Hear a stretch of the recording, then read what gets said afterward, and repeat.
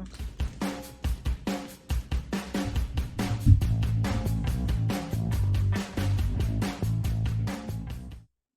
Salut à tous, je suis Steve Savio et je reçois dans ce 1330 une nouvelle intervenante. Enfin, on n'en peut plus des Lionel, on n'en peut plus des Kevin, des Sacha, tout ça c'est pas possible. On veut du neuf et voilà, je suis avec Véronique Prost de Neos Bonjour, Lyon. Comment vas-tu? bonjour. Ça va super, merci beaucoup. Ça va, donc ton Merci premier de m'accueillir. 1330. Mais oui, on se languissait, on se languissait. En plus, on va parler de choses vachement intéressantes puisque ça va être du machine learning. Et donc, tu me disais tout à l'heure que toi, tu travaillais un peu dans l'IA. Tu veux nous en parler un petit Tout peu? à fait. Oui, tout à fait. Je suis en alternance donc chez Neos Ouais, et pour obtenir ensuite donc un diplôme de développeur en intelligence artificielle. ça Donc rigole bon, pas. ça comprend après tout ce qui est data, et cetera. Donc c'est vrai Mhm. que c'est très, très large, mais il y a une grosse, grosse partie intelligence artificielle Ouais, c'est cool dont ça, je vais vous ça. parler aujourd'hui. Ouais, ouais, c'est très intéressant. Alors, on Oui. a Neoseo Valzaris et Jouchéri qui nous disent bonjour. Donc, on vous rend votre bonjour. On l'a pas Salut. utilisé. Voilà. Allez, donc on va pouvoir lancer tout de suite les slides sur la partie machine learning. Ça va être très OK. très bien. Moi, je les ai vus. Je peux vous dire que ça va être cool. C'est bon, c'est à OK. toi. OK, super. Donc bonjour à tous, encore une fois. Donc je vais vous parler aujourd'hui de machine learning. On va revenir un tout petit peu sur les bases et on va bien entendu après, plus, se fixer sur, Microsoft Azure qui nous permet de créer des modèles, très rapidement, sans code, donc qui fait le travail, de tout le monde. Ça, c'est cool ça. On aime bien Azure. Ouais, voilà, c'est ça. Donc, au niveau de la définition, donc le machine learning, c'est de l'apprentissage automatique. Ça appartient, à l'intelligence artificielle. Ça fait maintenant à peu près, bah, oui, ça doit faire 70 ans à peu près que ça existe. C'est le mathématicien Alan Turing qui avait signé un article, Machine de calcul et intelligence dans les années 50. Mais c'est Arthur Samuel, un informaticien américain de chez IBM, qui avait vraiment, nommé, l'intelligence artificielle. Cette expression de machine learning, d'apprentissage informatique. Voilà. Mhm. Donc, qui va permettre à une machine d'apprendre à partir d'un dataset pour ensuite réaliser une tâche. Donc, par exemple, une prédiction, une classification, de la reconnaissance vocale ou faciale, par exemple avec du deep learning. Donc là, c'est les réseaux de neurones. Euh, donc voilà. Et c'est vrai Donc on va que rentrer. Pardon. ce qu'on aime bien avec le machine learning qui est souvent utilisé, notamment dans la partie data dont tu parlais, ça va être la Mm. prédiction. C'est-à-dire qu'on va se Exactement. servir entre guillemets, des statistiques du passé pour pouvoir C'est ça. comment on va dire, avoir une vision de ce qui peut arriver. Et donc c'est vraiment très Exactement. intéressant Oui. bah, si C'est vous vraiment faites très des trucs intéressant. à base de, Mm. je sais pas moi, de risque de crédit, ce genre de choses. Oui, mais exactement. C'est Bah, d'ailleurs, vraiment pas mal. c'est l'exemple qu'on va prendre aujourd'hui. Putain, je suis beaucoup trop fort. Beaucoup trop Ah fort. oui, franchement, je ne sais pas comment tu as deviné, mais Et super. peut-être parce que j'ai lu les slides. Voilà. Donc, on va créer effectivement un modèle de classification qui Mhm. va prédire si une personne va souscrire un compte bancaire ou non. Il y a eu une campagne marketing, en gros. Voilà, on a un dataset, un jeu de données avec tous les participants à cette campagne marketing et on a une cible, une target, la colonne Y, où il est inscrit yes ou no selon s'ils ont souscrit un abonnement après ou pas. D'accord. Voilà. Et grâce avec toutes les colonnes qu'on a, donc toutes les features, c'est-à-dire leur âge, leur adresse, leur situation familiale, etc. Il y a même, je crois qu'il y a même leur revenu annuel. Enfin, tout ça grâce à un gros melting pot de données, on va réussir à trouver si oui ou non il est possible que ce soit de potentiels clients. Voilà, Mhm. excusez-moi. Donc, j'ai obtenu un score de 0,94. Alors, un score de 0,94, en machine learning, le score est toujours entre 0 et 1. Vous avez différentes métriques. Nous, on a utilisé ici l'AUC. L'AUC pour la classification, c'est la base. Donc, un score de 0,94 qui est entre 0 et 1, ça veut dire que c'est un très bon score. Voilà. Donc, on a une probabilité de 94% que les prédictions du modèle elles soient justes. Donc, ce modèle a été créé dans Azure, pardon, dans Azure Machine Learning Studio. Et je les reproduis également dans un notebook Python pour comparer et pour voir si Azure ne se trompait pas, en fait. Voilà. D'accord, ouais. S'il utilisait vraiment le même algorithme. Ok. Voilà. Donc, je vous ai fait une slide vite fait pour vous récapituler un petit peu les données. Donc, si vous voulez revenir un petit peu dessus, etc., il n'y a pas de souci. Le truc vraiment hyper important, c'est notre target qui est donc la colonne Y. Voilà, avec yes or no, si la personne a souscrit ou non à la proposition d'abonnement. Voilà. Et je vous ai mis également tout le pré-processing et modèle qui a été d'abord donc calculé par Azure et que j'ai reproduit donc du coup ensuite en Python. Donc on a fait tout le pré-processing, que ce soit nettoyage, l'encodage, etc. Et on a utilisé donc le modèle Light GBM qui est un algorithme de type decision tree. Donc c'est un algorithme qui est très léger mais très très performant. Donc Azure ne s'est pas trompé sur ça. Voilà. D'accord. Et donc les étapes qu'on voit sur sur la partie du bas là, oui. Ça va être des étapes qui sont automatiques sur Azure. D'accord. Mais oui. Est-ce que tu vas décrire toi le workflow peut-être a priori pour ensuite Alors, j'ai quelques paramètres que moi je peux mettre dans Azure, mais autrement je peux complètement le laisser faire. D'accord. Vraiment, ça peut être vraiment pire qu'automatique. Je peux cliquer sur un bouton et il me fait mes modèles, ou alors je peux quand même lui mettre un certain nombre de paramètres, ce qui est quand même aussi important. Quand on est data analyst, on aime bien que ça marche un peu aussi comme on veut. Si on a fait justement une analyse auparavant des données, il y a des colonnes qu'on veut garder, des colonnes qu'on trouve qui ne sont pas pertinentes, etc. Oui, bien sûr, il faut un peu affiner. Mais voilà, ça nous aide. Si on veut se lancer directement comme ça, c'est possible avec l'outil. C'est très intuitif. Exactement, très intuitif, ça va très vite. Franchement, quand je l'ai découvert, j'étais même étonnée, vraiment étonnée de la puissance de l'outil. Même après, tout ce qui est au niveau résultat, etc., qu'on va avoir dans la petite démo sur Azure, vous avez vraiment, ça n'a rien à envier à quelque chose qu'on a codé nous-mêmes en Python. On a toute la visualisation, on a les features importantes, donc vraiment les colonnes qui ont été importantes dans le calcul de l'algorithme. C'est vraiment très, très complet. Okay. Voilà. Ça n'a rien à envier à un humain. Voilà. Bah, écoute, on va voir ça. J'imagine qu'on va bientôt arriver sur cette partie-là. Mais vas-y, n'hésite pas si tu as encore des slides, allons-y. Hein.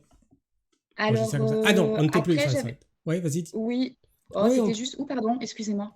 Prenons ça. Je retombe dessus. C'était juste du coup le processing de AutoML dans Azure.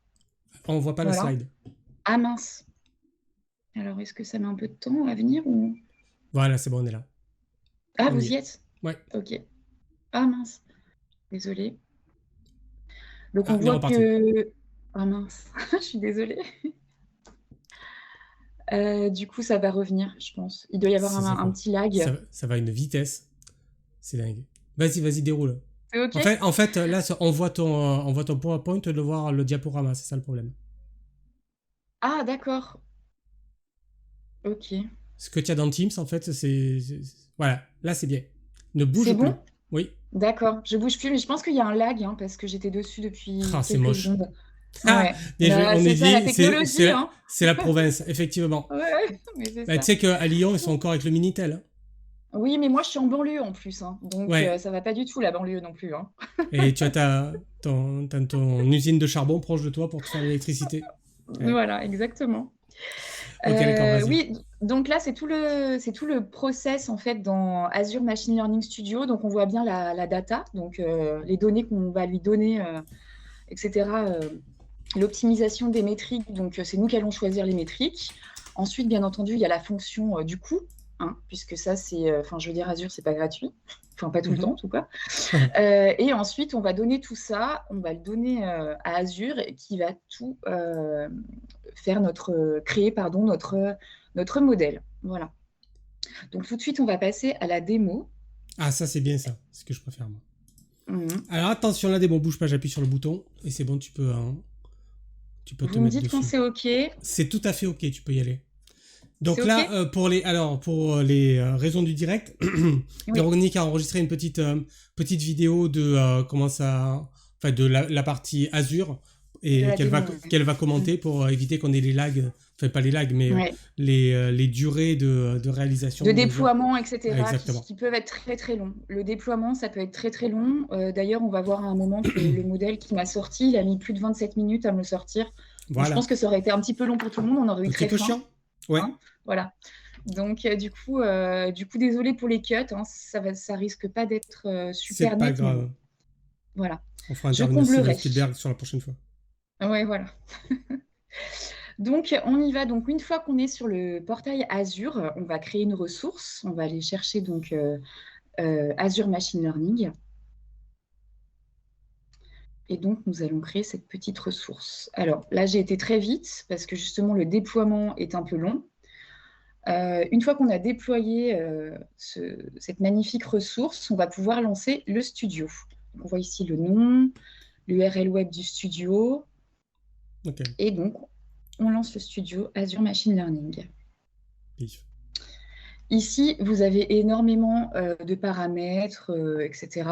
Nous, on va s'intéresser aujourd'hui à Automated ML, donc Auto Machine Learning. Donc, nous allons créer... Hop, ma souris va de tous les côtés. Nous allons créer voilà, l'Automated ML, un nouveau job. Et nous allons donc importer le data. Et donc là, c'est le Un dataset qu'on a data, qui va nous exactement. permettre de donner les informations nécessaires, les données, Exactement. pour que le modèle puisse créer ses prédictions. Voilà, exactement. Donc, du coup, on peut l'enregistrer et le partager dans un blob. Et moi, donc, c'est un fichier CSV dont je me suis servi, qui est libre de droit. C'est un test Microsoft, en fait. Hein, donc, on peut s'en servir. Il n'y a aucun problème de législation avec ce dataset. Voilà. Et une fois ici, on peut voir qu'on choisit donc le format du fichier. On a une preview de toutes nos colonnes et de ce qu'elles contiennent. Ouais. De ce qu'elle contient. Il y a vraiment tout, en délimiteur, en coding, etc. Et dans le schéma aussi, c'est très important et très intéressant, c'est qu'Azure nous a donné automatiquement le type des données que l'on a et on valide ou non si on veut garder les colonnes ou pas. Ah, d'accord. Oui, il y a des Voilà. choses qui ne sont pas intéressantes pour le modèle. Oui, Du coup, si on a fait une petite analyse avant, Mm. exactement, on peut les enlever parce qu'on n'a pas tout le temps besoin de toutes les données pour faire une bonne analyse. Voilà, donc on a un détail qui, avec toutes les infos. Il va créer donc notre dataset qu'on va pouvoir importer dans notre modèle. Donc là, ça prend un petit peu de temps normalement. Après, il suffit de refresh. Et voilà, notre banque data est ici. Bim, direct. Donc là, on part d'un fichier CSV, tranquille, on lui donne à manger. Exactement. Voilà. Donc là, on va configurer notre job, en fait. ID 9474, on regarde après pour le coût. On te dira. Oui, pas de problème. Donc là, c'est très important, c'est la target. Donc la target colonne, comme je vous expliquais tout à l'heure, nous, c'est bien notre colonne Y. Oui pour les personnes qui souscrivent et non pour les personnes qui ne souscrivent pas. Voilà. Il ne faut pas oublier de rajouter le cluster. Alors le cluster, je n'ai pas mis ce petit morceau puisque c'était très long, justement, puisque ça dépend les coûts justement que vous avez, que vous voulez mettre, enfin, les tarifs dans votre projet, etc. Donc, moi, j'ai fait un cluster très rapide qui est justement très long puisqu'il était gratuit. Voilà. Ouais, d'accord. Pour la phase de test. Ensuite, vous voyez, il nous demande qu'est-ce qu'on veut dans notre modèle. C'est un modèle de classification, régression, si c'est une série temporelle, si c'est du NLP. Et donc là, on voit que Azure, il a validé tout de suite classification. Il a compris qu'on allait faire une classification sur des prédictions. Voilà, la colonne Y. Voilà. Et ici, on peut même rajouter en cochant la case, pardon, pour faire du deep learning. Bon, ici, on n'en a pas besoin, on n'a pas assez de données de toute façon, mais ici, Oui. très important également, quand on fait du machine learning, savoir quelle quel type de validation on veut et est-ce qu'on fait du train test, validation de test, enfin des splits en fait. Moi, j'ai toujours appris en test split avec un pourcentage de 70-30.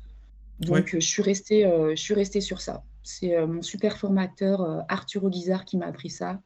Je fais ça. Ok. Donc là, oui, en fait, c'est quel est le pourcentage de données qu'on va utiliser pour entraîner le Oui, modèle et l'autre exactement. pour le tester, c'est ça? Voilà, exactement. Merci Je t'en prie, parce que de, je de suis bien beaucoup trop fort. m'expliquer parce que j'ai la voix un peu tremblante, donc j'ai l'impression que je Je ne suis pas sais. très très claire tout le temps. C'est Voilà.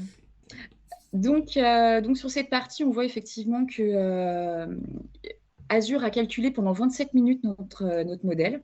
Donc j'ai arrêté. C'était un petit peu long pour le peu de lignes qu'on avait, parce qu'on avait un dataset de un peu plus de 30 000 lignes et seulement d'une vingtaine de colonnes. Donc 27 minutes, c'est même beaucoup trop, hein. On peut arriver à un très bon score Ouais, d'accord. en quelques minutes, mais je Oui, voulais mais bien l'entraîner pour voir. par contre, il peut continuer à s'entraîner Ah oui, autant qu'on le laisse, c'est complètement. ça? Ouais. D'accord, d'accord. Ah oui, exactement. Parce qu'en fait, il va vraiment tester tous les hyperparamètres, tout le pré-processing possible, inimaginable pour arriver au meilleur score. Voilà. D'accord. Donc, au bout de 27 minutes, moi, j'ai décidé d'arrêter. Ok. Et il nous a trouvé le meilleur modèle, donc, qui est un light GBM, comme je disais tout à l'heure. C'est de type Decision Tree, donc un modèle rapide et profond à la fois. Donc, généralement, c'est le top. Voilà, avec du scaling max ABF. Donc, on clique dessus et on peut avoir quelques précisions. Ici, donc, on a nos hyperparamètres qu'on peut regarder et notre score. Voilà. Ok. En Ah, cliquant sur c'est... modèle, on voit, pardon. Non, vas-y, vas-y. En cliquant sur modèle, on voit exactement tous les modèles qu'il a calculés pendant ces 27 minutes. Donc, je m'arrête 2 secondes. On voit qu'il a essayé du XGB Boost Classifier également. Ouais, d'accord. Il a essayé du Light GBM avec d'autres normalizers et scalers. Il a essayé vraiment, vous voyez, logistique régression, du random forest. Enfin, il a essayé vraiment Ah, plein d'accord. d'algorithmes Oui, c'est-à-dire qu'il a pour nous passé donner. vraiment ces 27 minutes à travailler, quoi. Ah oui, Et tout à fait. c'était Il pas n'a pour pas rigoler. chômé. Ouais, d'accord. Ouais, il a vraiment pas chômé. Et ici, ce qui est bien aussi, c'est qu'on peut voir toutes les métriques. Ça, Ah généralement, oui, on est d'accord. quand même obligé, quand on est dans un notebook Python, on est obligé de tout mettre en code pur. Et là, on clique et on a absolument tout, que ce soit le recall, le F1 score, le log loss. Enfin, franchement, moi, quand j'ai vu ça, j'ai trouvé ça magique, hein. Ah ouais, j'imagine. Mais voilà, donc on a tous les scores de précision statistique sur notre modèle. Et donc j'imagine qu'il Et s'est ça servi aussi. du score final pour déterminer que c'était tel modèle qui était le LGBM ou je sais pas quoi là, qui était le Exactement. meilleur, c'est ça? Ok. Exactement, tout à fait. Ici, dans Data Transformation, donc c'est là que j'ai pu en fait reprendre ensuite tout le code que j'ai repris en fait toutes les transformations et le pré-process que j'ai mis dans mon code Python, puisqu'on on voit la data source, vous voyez, avec 19 colonnes. On voit donc nos colonnes qui sont catégoricales et numériques, pardon. Donc numérique, c'est tout ce qui est nombre, et catégorical, c'est tout ce qui est yes, no, enfin tout ce qui est langage, quoi. Et en fait, on voit vraiment tout le pré-processing qu'il a fait jusqu'à notre Light GBM classifier. Donc, c'est hyper intéressant parce qu'on voit quand même ce qui se passe dans la boîte noire, en fait. C'est pas juste un Oui, c'est ça, score, ouais. on sait tout ce qui se passe. C'est intéressant ça. Ouais. Le petit truc aussi qui est génial, surtout pour les data scientists, si les data scientists m'écoutent, vous avez un bouton déploiement. Et parce que le déploiement chez les data scientists, c'est absolument l'horreur. Vous avez un Attends, bouton déploiement sur Azure. je te coupe juste 2 secondes, j'ai vu que tu as mis sur pause, Bien je sûr. profite. Donc après la petite vidéo, on ira jeter un œil sur la partie coût, pour voir Oui, justement combien ça peut nous coûter. Et on a oui, Monsieur Soutien qui dit, à force de réentraîner le modèle, est-ce qu'on n'a pas peur de surapprentissage? Je crois que, si j'ai bien compris, au fur et à mesure qu'il travaille, oui. il va tester d'autres types de comment dire, de Bah, en fait, PubPub. il va connaître les données. Comme il connaît les données, du coup, effectivement, il peut y avoir surapprentissage, mais pas dans Azure. Ils ont une Ouais. espèce de bouclier, en fait. Mhm. En fait, c'est pour ça que c'est très long. En fait, dès qu'il recommence un modèle, c'est vraiment, il repart de zéro. C'est D'accord. pas comme dans un notebook en Python où, en fait, une fois qu'il a vu notre dataset, il peut, si on lui met un autre modèle, on peut le nourrir, etc. Il pourra déjà avoir vu. Ici, il repart vraiment de zéro. D'accord. Là, pour 27 minutes environ, je crois qu'il m'a fait un peu moins de 50 modèles. Donc, ça a été quand même relativement long, puisque un Hmm. modèle, normalement, en quelques secondes, on peut l'avoir, surtout sur ce type de données qui est très rapide. Voilà. Ok, très bien. Bon, j'espère que ça répond à ta question. Vas-y, tu peux continuer. Oui, oui, ok. Donc, oui, donc on a le magnifique bouton déploiement directement sur Azure et également on a un bouton download qui nous permet de télécharger le pickle, le point .py donc le fichier Python que Azure a généré et le YML, donc tout le workflow en fait qui a été fait. Donc ça aussi c'est super cool. Excellent. Voilà. Donc, à la fin de tout ça, vous avez les explications en plus de votre modèle. Hmm. Donc, avec par exemple nos features importances qui sont forcément très, très importantes. Donc, à savoir qu'est-ce qui a été vraiment important dans le modèle. Est-ce que par exemple c'est l'âge de la personne, Ouais. etc. Donc, on a voilà, top 4 par exemple des features importances. Ouais, parce que là, on avait peu de colonnes, mais si on en a, j'en sais rien, 200, Oui, oui, voilà, c'est c'est ça. intéressant Et de puis des savoir ce fois, qui est déterminant, quoi. exactement, tout à fait. Ici, donc, on reprend nos scores. Voilà. Ok. Et c'est tout. Et on est bien. Voilà. Ok. Du coup, tu veux nous Donc, montrer peut-être la partie coût? alors, la partie coût, malheureusement, en fait, je l'ai enlevée. Je pensais que ça allait être Et un voilà. peu trop long. Et ouais, en fait, Non, mais tu la veux... vidéo durait 8 minutes au départ. Et en Pas de fait, problème. je l'ai enlevée ce C'est pas matin. grave. Je me Juste, suis dit que ça allait être trop redondant. tu vas nous dire, tu nous dis un petit peu quelles sont les différences. J'imagine qu'il y a des paliers et Oui, alors différents vous paliers. avez des paliers au niveau du nombre de nodes en fait, que vous allez utiliser dans vos clusters, si vous en utilisez de 0 à 1, 0 à 2, etc. Ça dépendra de plein de choses. Malheureusement, je ne vais pas pouvoir plus vous renseigner et j'en suis désolée, puisque pour l'instant, en tout cas, je n'ai jamais payé pour D'accord. faire tourner des modèles. D'accord, donc ça Voilà. c'est intéressant, c'est-à-dire que ce que tu nous as présenté là, bah alors bien entendu Oui, ça a pris du temps comme on l'avait évoqué tout à l'heure, oui, ça a pris 30 mais minutes. bah, t'y a pas de coût, tu n'as pas de coût Alors, il n'y a associé. pas eu de... Exactement, j'ai pas eu de coût associé. D'accord, Donc, d'accord, malheureusement, je ne pourrais pas plus vous pas de en souci. dire de ce côté-là. Ok, aucun problème. Voilà. Donc, je vais juste vous présenter, du coup, mon notebook. Notre. Remarquez, vous avez vu un peu le beau fond d'écran, comme il était classe. Ah, vous l'avez vu, ouais. Ouais, il était beau, il était beau. Alors vas-y. Je vous présente juste un petit peu le notebook que j'ai reproduit via donc, tout ce qui est transformation et data process qu'on a vu sur Azure.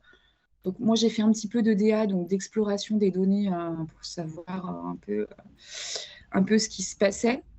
Donc, également, quelque chose qui était important, c'est que on voit que notre dataset est très déséquilibré, c'est-à-dire que sur notre target Y, on a beaucoup plus de personnes qui n'ont pas souscrit au contrat plutôt que l'autre. Et Hmm. on a vu que dans Azure, Azure n'a fait absolument aucune transformation.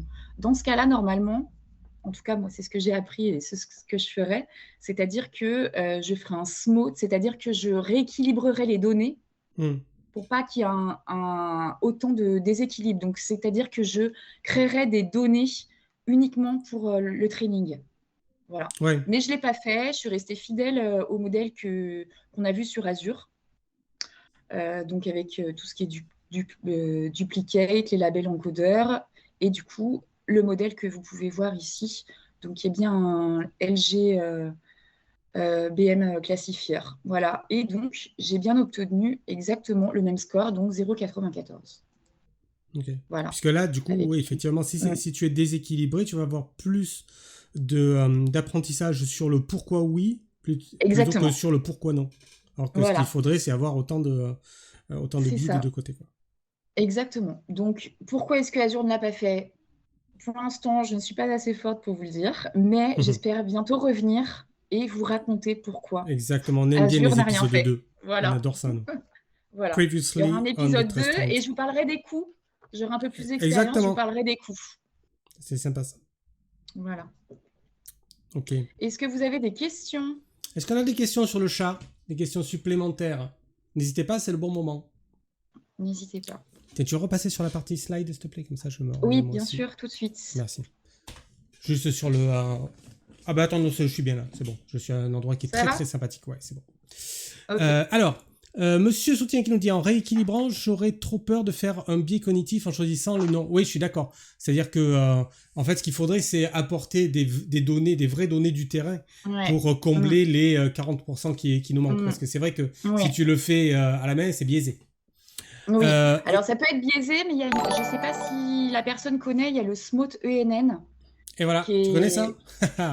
Calmez. Non, mais parce je sais que pas. c'est... Enfin, moi, c'est le SMOT que j'utilise en fait pour rééquilibrer un peu les données, parce que ça ne les rééquilibre pas au nombre près. D'accord. En fait. Donc, c'est assez intéressant. Tu peux regarder. Moi, je trouve ça intéressant. Alors, on a une autre question qui est, une fois que le modèle est traité, on fait comment pour travailler avec? Voilà une bonne question. Alors, justement, on download justement un moment, on peut télécharger le Pickle. Ouais. Et une fois qu'on a le Pickle, en fait, dans le Pickle, on a notre modèle. Donc après, on peut le déployer absolument partout. Voilà.